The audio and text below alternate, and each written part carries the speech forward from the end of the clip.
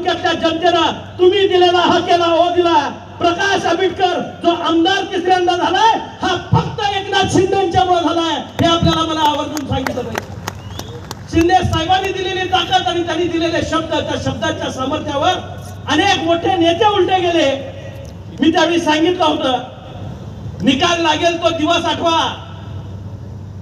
गोळी गत प्रकाश आंबेडकर निवडून येईल आणि विरोधक फक्त झापूक झुपूक करत बसतात।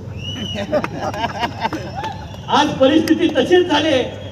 साहेब तुम्ही येणार, आज सगळ्या जेसीपी नटले होते, गावागावातल्या लोकांनी आनंद पाहिला होता। महाराष्ट्रानं खऱ्या अर्थाने एकनाथ शिंदे साहेबांच्या रूपानं जनतेचा मुख्यमंत्री कसा असू शकतो हे या ठिकाणी पाहिलं।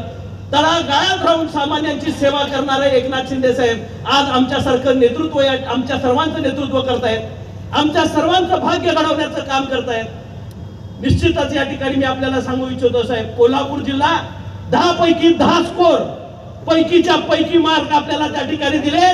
तुम्ही कोल्हापूरला महायुतीचा पहिला मेळावा घेतला, 10च्या 10 आमदार महायुतीचे आले आणि त्यातल्या आपल्या विचाराचे 5 आमदार पहिल्यांदाच या ठिकाणी पहिल्या सलामीमध्ये एकनाथजी शिंदे साहेबांच्या नेतृत्वाखाली जिल्ह्याने दिले।